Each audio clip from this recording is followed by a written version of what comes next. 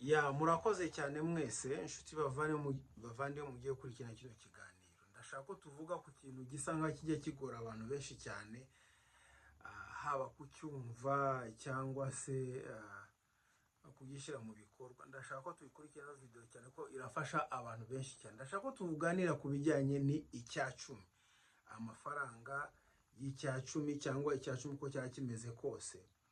So kuvuga ngo ndabijyaho cyane cyane mbisobanure neza cyane, ariko ndashaka tubiganire kugira ngo wumve, umuntu wese yumve ukuntu abantu batekereza ku cyacumi iyo bakibonye, iyo bari kukivugaho, cyangwa ikibazo cy'icyacumi. Ko mu by'ukuri urebye neza icyacumi bisa nk'aho ari ikibazo gikomeye cyane.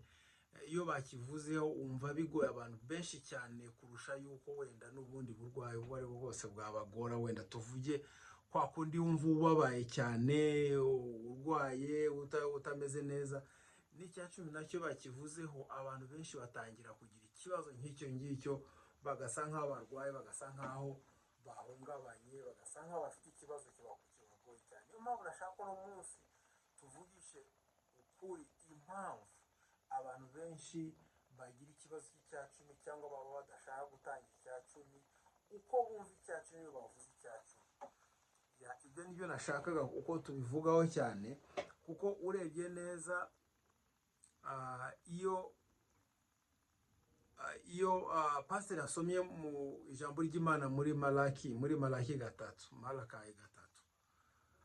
wumva abantu bose batangira gutekereza, abantu benshi cyane batangira gutekereza mu mifuka yabo, batangira gutekereza wallet cyangwa amakofi yabo, amafaranga yabo, uko bari butangiye, bagatangira kureba ku mafaranga. Ni ukuvuga bigasa nkaho ari ikibazo mu by'ukuri kibagoye cyane, haba no kubyumva byonyine bigasa nkaho bibaye ikibazo, ku buryo no gusohoka mu rusengero bashobora gusohoka mu rusengero kubera uko bavuze gusa ahubwo ku bijyanye n'icyacumi Malaki gatatu byonyine, wumva bitangiye guhungabanya abantu.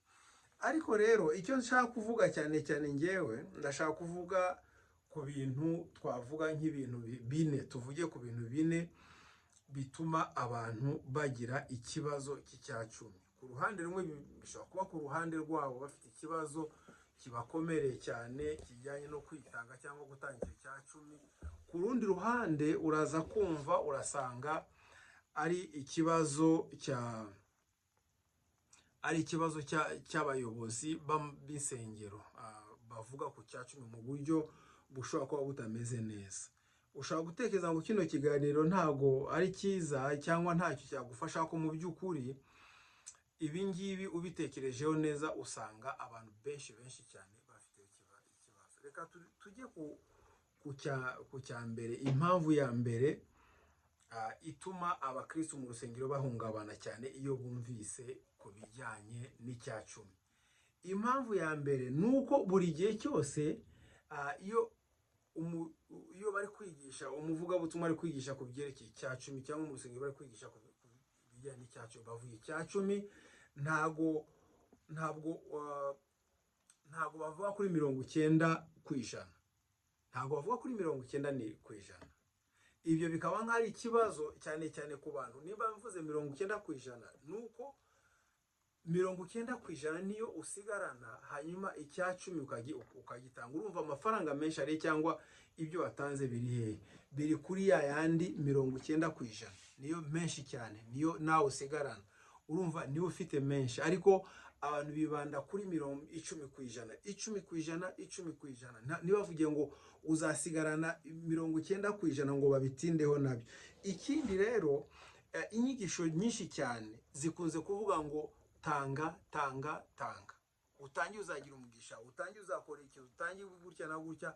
Ni ukuvuga utange gusa, ariko ntago bashobora kuvuga abapasiteri cyangwa mu nsengero nyinshi cyane icyo bavuga ni ugutanga. Tanga icyacumi, tanga icyacumi, tanga icyacumi, tanga icyacumi.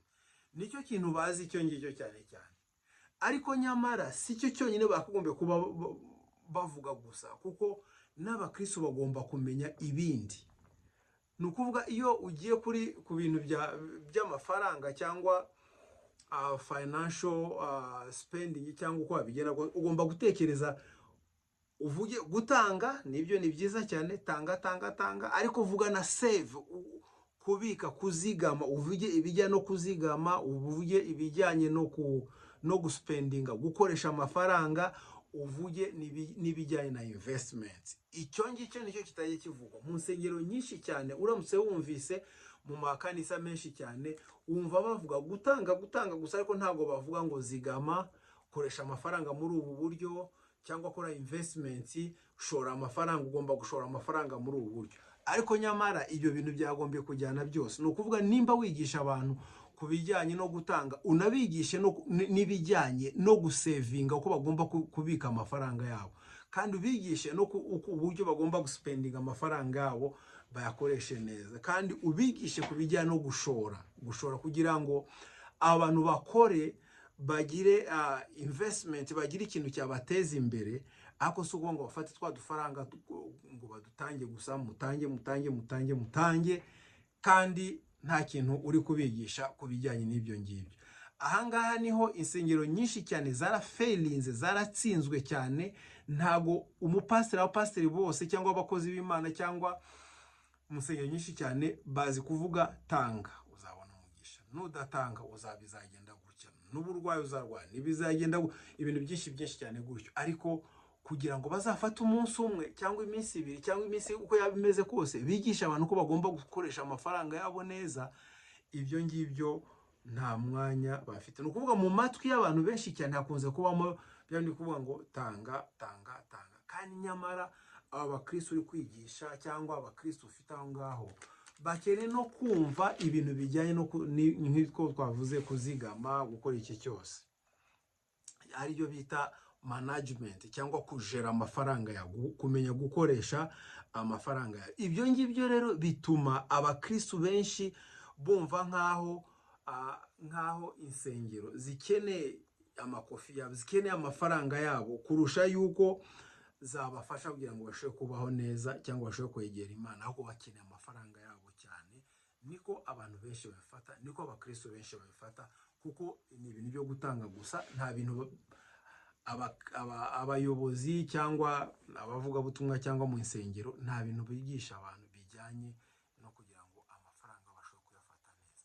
Ibyo ngibyo niyo mbivuze gutyo, hari n'izindi za avantage zikunze kuba zihari. Wenda twavuga nk'uramutse ubonye nk'aho umuntu wawe cyangwa abantu bashobora kugabanyirizwa amafaranga bakagura ikintu kuri makeya, wababwira. Uramutse ubonye uko abantu bajya ahantu batishyuza amafaranga menshi, wenda haba kwivuza, haba gukora iki cyose, ukajya ushakisha ibintu byafasha abakristo kugira ngo badatakaza amafaranga menshi, ahubwo ukabashakira icyabafasha kugira ngo bashobore kubona amafaranga menshi. Ikindi abantu badashaka kumva ku bijyanye n'amafaranga mu rusengero, nuko ntago, icyo ni icya kabiri. Icyo ngicyo nuko abantu benshi ntago bazi uko amafaranga ajyanye n'ibintu by'umwuka, ari bita ngo spiritual issue. Ntago babizi, kuko gutanga, gukora budget, gupangira amafaranga yawe, ibyo ngibyo, cyangwa amadeni,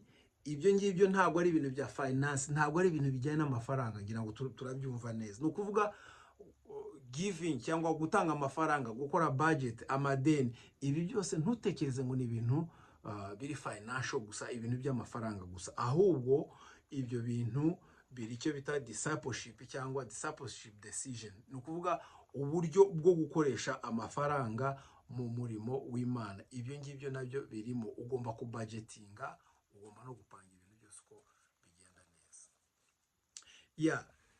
Ibyo ngibyo abantu benshi ntago babizi. Bo bazi uko finance ni finance, ntago bazi uko ibintu by'amafaranga bijyanye n'ibintu by'Imana. Ntago babizi ibyo ngibyo, ntago babisobanukira abantu benshi.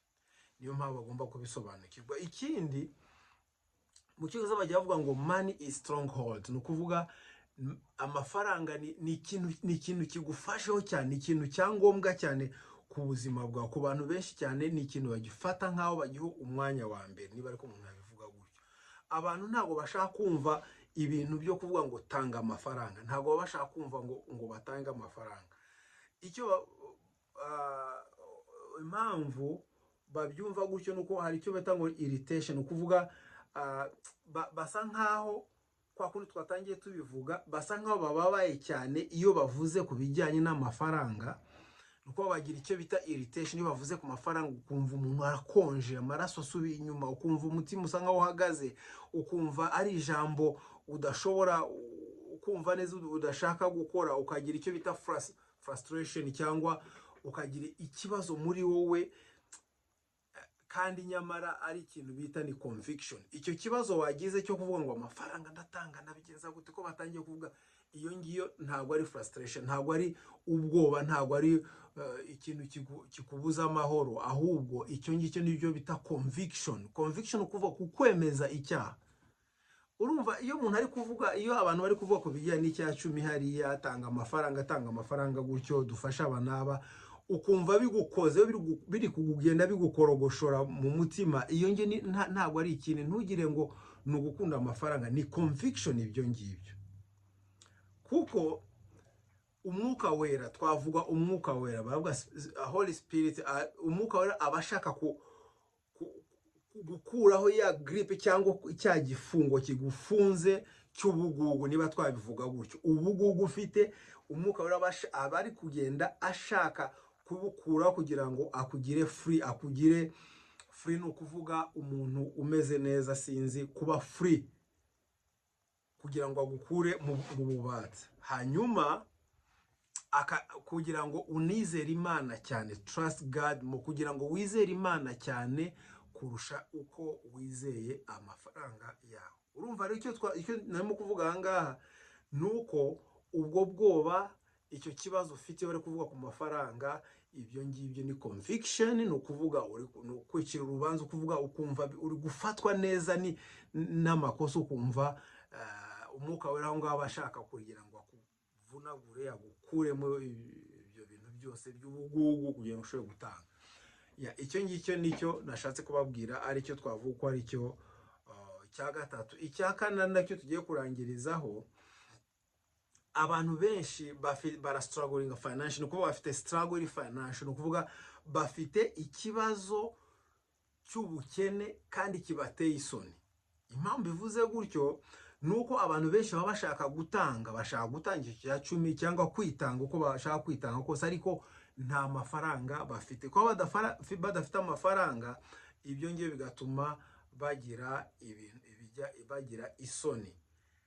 Wenda twavuga impamvu nyinshi baba badafite amafaranga, nayo turi gusubira inyuma tuvuge uko abapasiteri cyangwa abakozi b'Imana cyangwa abavuga butumwa bagomba kubyigishaho. Nuko abo bantu cyane usanga bafite amadeni arengeje urugero, bafite amabile arengeje urugero, bafite icyo bita bad decision, bafatishe ibyemezo bibi cyane ku mafaranga yabo, ku buryo igihe cyose baba bafite ikibazo cy'amafaranga aribwo bukene bw'amafaranga. Ibi ngibi bishobora kubaho, nta muntu bitanabaho.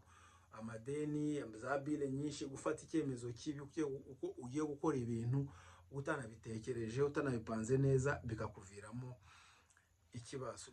Niyo twashatse kubwira abantu benshi cyane, insengero nyinshi bagomba kwigisha abantu ku bijyanye na management, uko abantu bagomba gutunga amafaranga, n'ukuntu bagomba gufata amafaranga neza, ukuntu bagomba kwirinda ibintu bidafite umumaro. Ni ukuvuga bagomba kuba bafite amasomo kugira ngo bigishe abantu ibyo ngibyo. Ngira ngo turabyumva neza aho ngaho, kandi murakoze mwese mwashobora gukurikirana.